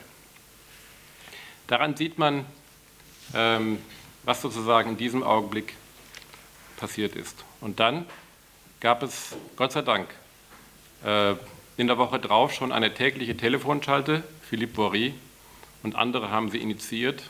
Wir haben uns täglich damit auseinandergesetzt, wie kriegen wir Schwertransporte rüber, weil einige Grenzübergänge waren geschlossen, andere nicht. Wo geht es? Was machen wir mit Grenzgängern? Was können die? Dürfen sie noch einkaufen? Ja, nein. Täglich. Chaotisch. Aber die schlimmsten Dinge haben wir hingekriegt. Aber von wegen gemeinsamer Krisenstab? Non. Gab es nicht. Aber das Netzwerk vor Ort und dass man sich gegenseitig kennt und vertraut. Und darauf kommt es in der Krise an. Das hat vor Ort funktioniert. Und das ist ganz wichtig auch für die kommenden Schlussfolgerungen. Die Infobesten hier vor Ort. Einige Mitarbeiter inzwischen an der Spitze der Hochschule wissen genau, wovon ich rede, haben Großartiges geleistet von zu Hause. Private Dinge in die Hand genommen und haben sich um die Menschen gekümmert. Wir kommen vielleicht nachher im zweiten Teil darauf, wie wir das noch verbessern können. Und es war so, dass das Land Baden-Württemberg, das Sozialministerium, das Regierungspräsidium gebeten hatte, weil bei uns der eine oder andere Französisch spricht, mit der ARS zusammen die Krankenhilfe zu organisieren. Das lief Tag und Nacht, Anrufe bei mir von der ARS, und dann musste ich im Krisentag in Stuttgart anrufen, und der Überblick, wo in welchem Krankenhaus man jemanden unterbringen kann und wo nicht, der war noch nicht gegeben. Der musste erarbeitet werden. Das heißt, da gibt es viele Dinge, die man besser machen kann und muss. Dann gab es die Runde unter der Leitung von Präfektin Chevalier, wo wir uns dann auch ausgetauscht haben. Und es hat an der Grenze einen zunehmenden Zusammenhalt gegeben, und da leider kann der Andreas Jung heute Abend nicht dabei sein, der ist im schwierigen Fahrwasser in Berlin. Die deutsch-französischen Parlamentarier haben sich eingeschaltet, und der Ausschuss Aachener Vertrag hat sich eingeschaltet und haben gesagt, passt mal auf, das, was da an der Grenze im Moment läuft, das geht so nicht, wir müssen das ändern. Das hat dazu geführt, dass im Herbst 2020 die 24-Stunden-Regel für die Grenzgänger durchgesetzt wurde. Da haben viele mitgeholfen, Philippe Bory und viele andere, dass das möglich geworden ist. Und dann ist klar geworden, dass ein Grenzraum ein großer, lebendiger Raum ist, wie jeder andere in jedem anderen Land in Deutschland. Und wir haben in den baden-württembergischen Schalten das Landesgesundheitsamt jedes Mal dabei gehabt. Und jedes Mal haben wir darauf hingewiesen. Schaut euch die Karte an beim Thema Covid. In den Grenzregionen in Deutschland, in Baden-Württemberg, waren die Inzidenzen niedriger als in Mittel-Baden-Württemberg. Jetzt liegt eine Studie vor, die ganz klar sagt, es gab keinen Eintrag in den Grenzregionen, weder in die eine Richtung noch in die andere. Das bedeutet, dass das, was man im ersten Augenblick gemacht hat, auf Grenzschließungen oder in die Richtung gehende Maßnahmen, von der Sache her nicht tragfähig waren. Das muss man und darf man, das darf man und muss man klar aussprechen für das, was Sie aufgeschrieben haben, für die Zukunft. Übrigens ohne Anklage in dem Sinne, sondern es muss aber festgestellt werden, es muss offen sein. Und jetzt komme ich auch schon zum Schluss. Deswegen brauchen wir auf der nationalen Ebene, auf der europäischen Ebene, HERA, die Gesundheitsbehörde wird ja jetzt gegründet, auch mit vielen Möglichkeiten, aber auch natürlich damit. Und wir werden am 26. November Oberrheinkonferenz und Oberrheinrat einen zentralen Gesundheitskongress organisieren. Die Präfektur, Antoine Grassin und viele andere sind da auch mit eingebunden, um 3 Dinge zu machen. Erstens, Bausteine zu erarbeiten für die Krisenstäbe in Berlin, Paris und in Bern, trinationale Region, was man anders machen muss in Zukunft, wenn eine solche Krise wieder kommt. Zweitens, für die Pandemie sich überlegen, ganz konkret, was ist da gut gelaufen. Wir hatten ja dieses EPIRIN, also den grenzüberschreitenden Expertenausschuss dazu, der hat am Anfang funktioniert, dann ist er zusammengebrochen, dann ist er wieder aufgebaut worden. Und da muss man schauen, wie das sozusagen weiterläuft, wie man das besser macht. Und da sind wir gerade dabei. Das ist sehr, sehr wichtig. Und dritter Punkt, ganz generell, das hat Herr Lamberts auch sehr gut zum Ausdruck gebracht und Anne Sander, dass nämlich politisch die Grenzräume in ihrer Bedeutung im Sinne von eines grenzüberschreitenden Verträglichkeitsprüfung bei jeder Maßnahme von vornherein mitgedacht werden müssen. Und weil das so ist, sind Ihre Vorschläge, die Sie gemacht haben, diese 6 Forderungen, die gehen genau in diese Richtung, die wir zukünftig besser machen müssen. Herzlichen Dank erstmal für die Aufmerksamkeit in der ersten Runde.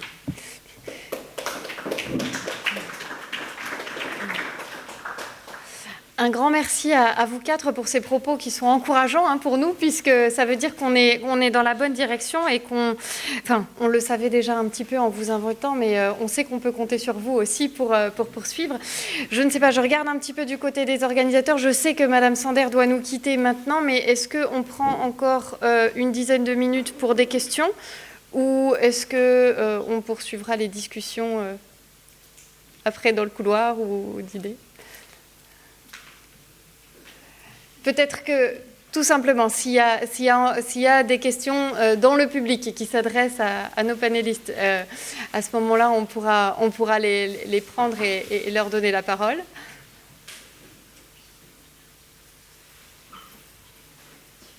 Oui, alors il y a une question ici. Je ne sais pas s'il y a un micro ou pas. Ou non sinon, allez-y. Je voulais revenir sur un point qui est dans le manifeste et que plusieurs d'entre vous ont évoqué, c'est l'avenir de mettre les régions frontalières au cœur du politique de l'Union européenne. Mais comment faire quand certaines régions frontalières ne veulent pas être au cœur du politique européenne? Et je pense à l'Alsace, qui ont une vote pour leur Assemblée nationale et en moyenne plus élevée que la nationale en France.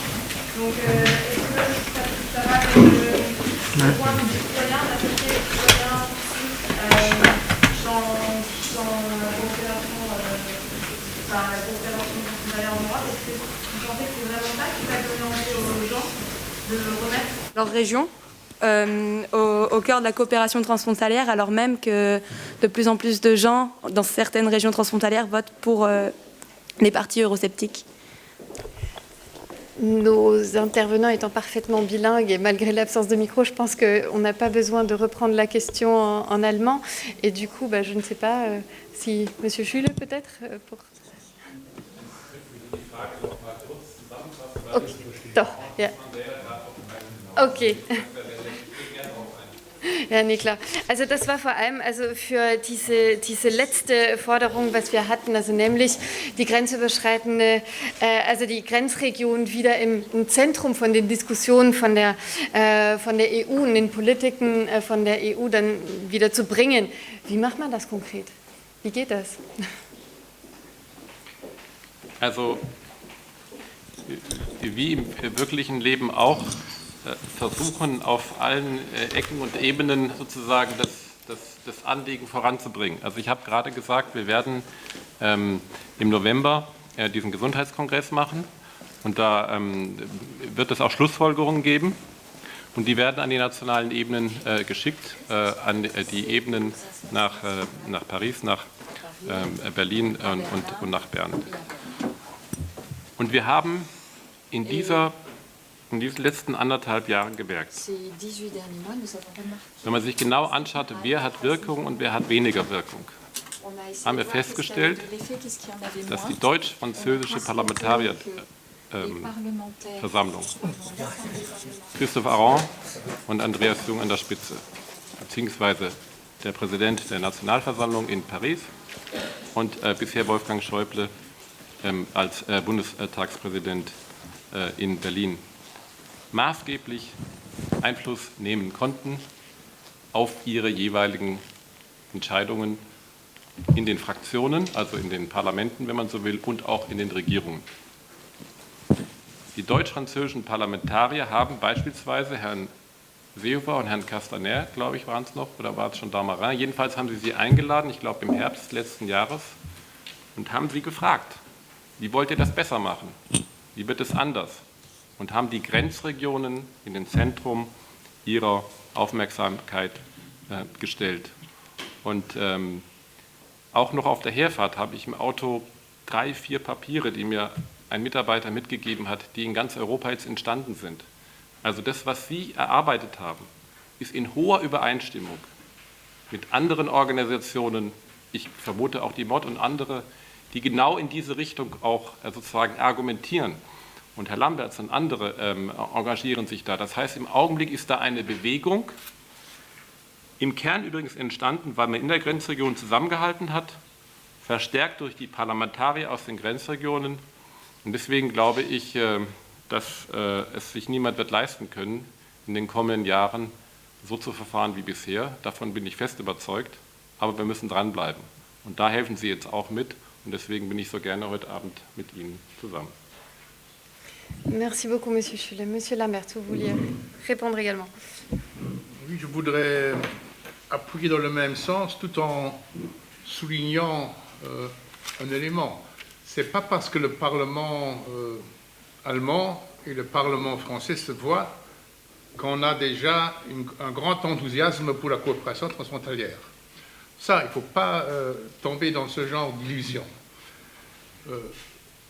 Parfois, les choses se font bien. M. Schäuble est quelqu'un qui vient d'une région frontalière. Ça a été un des présidents de l'ARFE, notamment, et à d'autres endroits aussi. Mais je crois que ce qu'il faut d'abord faire, c'est de mobiliser les collectivités territoriales le long des frontières. C'est là où on doit d'abord s'ancrer avec les femmes et les hommes politiques proches de leur population qui vivent dans les régions frontalières et qui ont une expérience quotidienne. Et c'est eux qui doivent mobiliser tout le reste, y inclut les parlements régionaux, les parlements nationaux, les gouvernements régionaux, les gouvernements nationaux. Et la difficulté est justement cette histoire de la sous-préfecture et du Regierungspräsidium. Non, je ne vais pas pour vous taquiner. C'est extrêmement complexe parce qu'il y a une véritable incompatibilité entre les structures. Quand on fait demain, je suis au Parlement interrégional de la grande région Saarlux. Quand j'étais au sommet là-bas, on avait toujours deux côtés de la table. À un côté, il y avait le Premier ministre luxembourgeois, il y avait les ministres Präsidentinnen d'Allemagne et de la Belgique à côté, et puis tout l'autre côté de la table, c'était des Français. Énormément de gens, de régions, de départements, et puis quelque part se cachait toujours le préfet.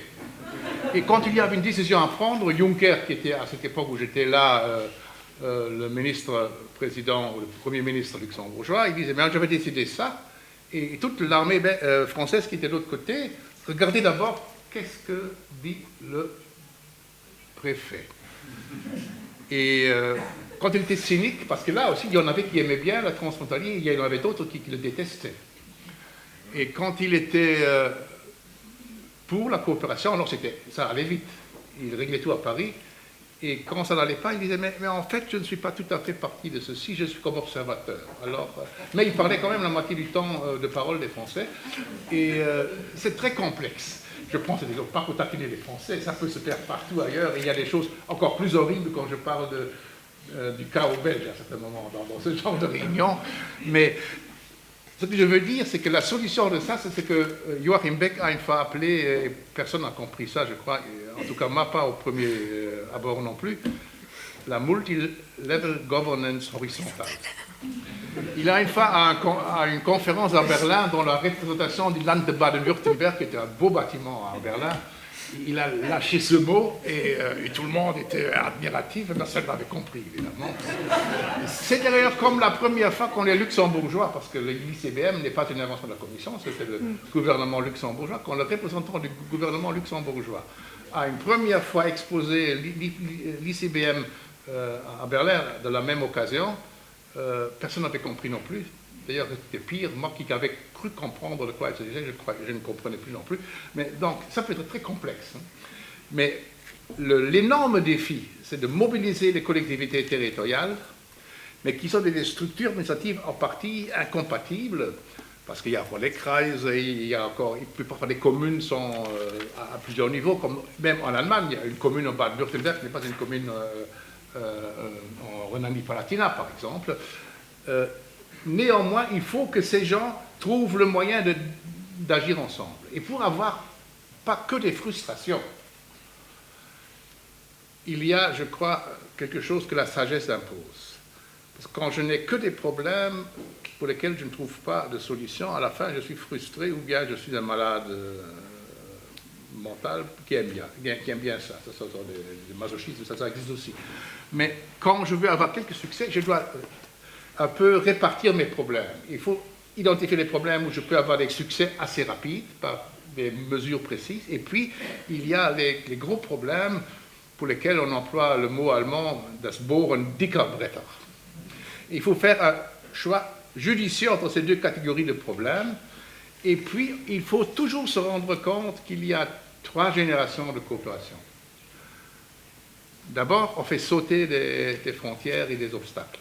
Ça, c'est déjà parfois difficile, mais c'est spectaculaire et ça va encore relativement vite, surtout quand il y a des moments historiques, quand le mur de Berlin s'écroule, ou quand on fait un pont ou un tunnel, ou bien une frontière en 92 ou 93 n'existe plus pour le marché intérieur. Et c'est déjà quelque chose d'important. Et beaucoup de gens croient d'ailleurs qu'à ce moment-là, tout est réglé. Mais en fait, tous les problèmes commencent à ce moment-là. Parce que la deuxième génération des problèmes, c'est des difficiles tentatives de rendre compatibles des choses qui ne le sont pas, en première vue. Et où les règles sont telles qu'il faut avoir beaucoup d'ingéniosité pour trouver une solution qui fonctionne. Et là, certaines revendications font d'ailleurs partie de ça. Et où on a toujours 30 000 raisons pour expliquer pourquoi ça ne marche pas. Néanmoins, il faut faire marcher ça. Ça, c'est la recherche continuelle de compatibilité.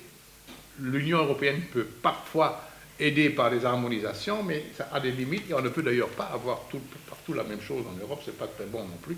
Mais ça, c'est un énorme travail qui ne s'arrête d'ailleurs jamais. Parce que quand vous solutionnez un problème, vous avez plus de mobilité. Alors, il y a de nouveaux problèmes qui apparaissent, c'est pour ça que c'est un métier qui n'est jamais mis en danger. Et puis, il y a la 3e génération, qui est la plus fascinante, dont on a parlé aujourd'hui aussi. C'est la création d'espaces transfrontaliers intégrés. Grenzüberschreitende, integrierte Verflechtungsräume en allemand, où on a assez d'éléments pour gérer les choses ensemble. Et c'est là où on a cet urgent besoin d'instruments juridiques, que ce soit un GEC, que ce soit l'ICBM ou quelque chose qui ressemble, en tout cas quelque chose qui permet de faire fonctionner les choses sans devoir chipoter dans des compatibilités. Et c'est ça le vrai défi, d'avoir ces bassins de vie, comme le président Lamotte l'a très bien dit ce matin au Conseil de l'Europe, qui sont essentiels. Mais un bassin de vie peut vraiment devenir un vrai bassin de vie quand on peut le gérer un peu en commun et pas uniquement en gérant des problèmes qui sont derrière lesquels on est toujours en train de courir. Et c'est ça le grand défi. Et alors, est-ce que les régions frontalières veulent être au centre de l'Europe? Vous avez raison, il y a, si on fait des analyses électorales, parfois beaucoup de populistes et d'anti-européens qui vivent dans les régions frontalières. Mais ça n'est pas une réponse, c'est plutôt une analyse. Pourquoi? Et on a d'ailleurs vécu des choses extraordinairement mauvaises avec le Brexit dans ma région.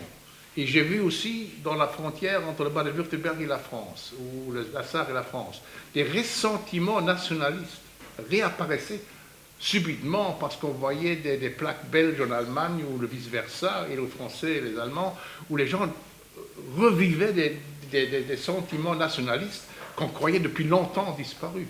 Donc tout ça est tout le temps en mouvement, mais que les régions, je ne crois pas que c'est une question qu'on va résoudre par sondage d'opinion, ou même par vote.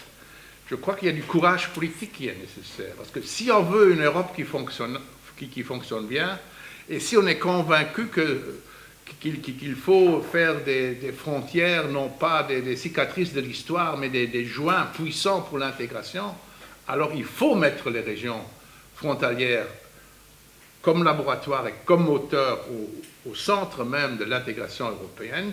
Et il faut être prudent, parce que si on n'est pas prudent, on va rejoindre les cimetières des hommes et des femmes politiques qui étaient trop vite, trop loin dans la coopération transfrontalière et en oubliant leur population.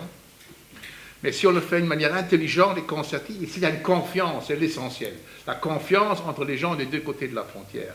Et si des résultats se font, alors le succès se fera aussi. En tout cas, ce rôle des régions frontalières comme élément central de la politique européenne est quelque chose qui est pour moi un résultat d'analyse objective et pas de sondage d'opinion. Et j'espère que ça se formulera d'ailleurs aussi convenablement dans la conférence de l'avenir de l'Europe. C'est une grande opportunité Mais pour y être membre et pour l'avoir suivi dans sa jeunesse dès le début, je dois dire dans toute humilité, c'est pas encore gagné d'avance au niveau des résultats. Merci beaucoup, Monsieur Lambert. Monsieur Voiry, et puis ensuite, on passera à la conclusion. Mais je vous en prie. Oui, merci beaucoup. J'adhère à tout ce qu'a dit le président Lamberts, mais je devais quand même compléter sur le fonctionnement de la grande région. En quelques années, je m'occupe de frontières depuis 2016, même si je suis moi-même issu d'une région frontalière au sens large, donc c'est une réalité que je vis depuis toujours. Mais en quelques années de travail sur les frontières, depuis 2016, j'ai vu les choses évoluer sur beaucoup de sujets, et notamment le fonctionnement de la grande région. Sous le contrôle de mon successeur présent dans la salle, on a eu une évolution en faveur des collectivités locales dans la délégation française, qui s'est produite en 2019, lorsqu'on a préparé la présidence française de la grande région. Le préfet pour lequel je travaillais, le préfet Marx, a pris la décision d'utiliser le même modèle que celui qu'il avait connu à La Réunion, c'est-à-dire que dans les délégations françaises qui se rendaient sur les îles voisines et chez les partenaires de La Réunion, la délégation française était présidée par le président de la région, de La Réunion. Et c'est effectivement le modèle qui a été mis en place ici. Et donc maintenant, la délégation française est structurée autour du président du conseil régional. On a, je dirais, et bien sûr avec le soutien de la préfecture, de la préfète aujourd'hui, mais on a une structuration qui correspond plus finalement à celle de nos partenaires en face. Peut-être que mon successeur souhaitera même ajouter le vécu récent. Ça a l'air d'être mieux, oui. Bonsoir. D'abord, je voulais vous saluer, vous dire que je suis heureux d'être avec vous, heureux de pouvoir échanger sur ce manifeste qui est un document très intéressant. Je voudrais vous donner des nouvelles fraîches de la grande région, parce que ma journée a commencé ce matin très tôt, en fait, pour aller à une réunion des exécutifs de la grande région. Donc c'était ce matin même, et comme l'a expliqué Philippe Voiry, il y avait autour de la table, effectivement, représentants du Luxembourg, de la Sarre, de Rhénanie-Palatinat, la Wallonie n'était pas là. Et du côté français, on avait les 3 départements du Nord Lorrain concernés, la région et la préfète. Et c'est le président de la région qui préside la délégation française. Et la préfecture n'est pas là en soutien, enfin bien sûr que si, mais surtout elle est là pour représenter l'État et jouer le rôle de l'État. Et ça, c'est un deuxième point. Et alors, je voudrais dire qu'il y a aussi une autre évolution très importante, c'est que les réunions de la grande région se sont féminisées, grâce à la France en particulier, puisque la préfète voilà, nous avons une préfète et puis un préfet, et que 2 des présidents des 3 départements sont des femmes. Donc voilà, grâce à la France, nous étions à parité. Il y avait 8 personnes autour de la table, et dont 4 femmes. Voilà. Et j'enchaîne un petit peu sur le rôle de l'État. Je crois que c'est quelque chose qui n'est pas toujours forcément vu dans la coopération transfrontalière. Moi, ce qui me frappe pour ce dossier que je suis depuis peu de temps, c'est qu'au fond, il y a une idée dont il faut se défaire, c'est que la solution aux problèmes transfrontaliers, elle est là sur le terrain, que les acteurs locaux l'ont dans la main. C'est pas vrai. Pas que. La frontière, c'est un espace de souveraineté, et donc c'est un espace de validité juridique des lois. Et donc qu'est-ce qui se passe à la frontière? C'est que des personnes qui passent d'un côté et de l'autre passent d'un régime juridique à un autre, et que c'est les 2 régimes juridiques se rencontrent, se collisionnent au moment de la frontière. Et donc ce qu'il faut, c'est qu'effectivement ceux qui ont été à l'origine des textes qui sont pas compatibles, et il y en a des quantités, se rencontrent pour résoudre les problèmes transfrontaliers.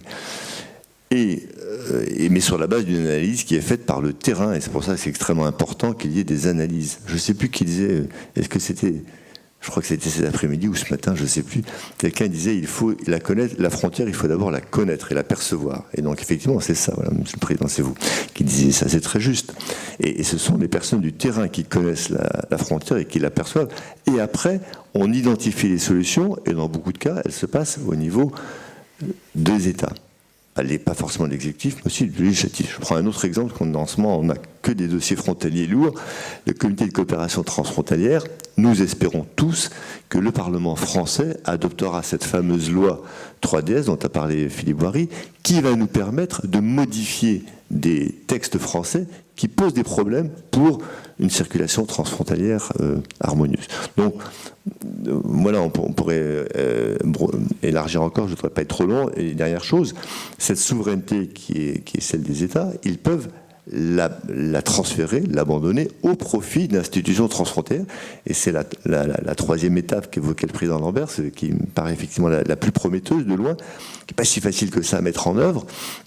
Mais pour un certain nombre de problèmes bien identifiés, des crèches, des parcs archéologiques, que sais-je, des services publics transfrontaliers, c'est également un projet qui va être fait, on peut créer des structures ad hoc auxquelles les États qui ont la souveraineté délèguent leurs compétences à cette structure, et après cette structure se déroule toute seule.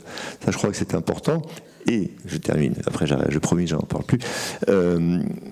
Il faut aussi se donner des instruments pour mesurer la satisfaction, le ressenti des personnes qui vivent dans ces bassins de vie. Ce qui me frappe dans le manifeste, c'est qu'il est très économique. On dit il faut faire du transfrontalier parce que ça, on va gagner beaucoup d'argent.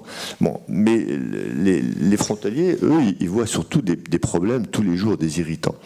Et il y a un projet que j'espère nous adopterons prochainement, à la prochaine réunion du comité dit d'Aix-la-Chapelle, le comité de coopération transfrontalière franco-allemande, pour se doter d'un baromètre de la vie transfrontalière, d'un baromètre de la satisfaction.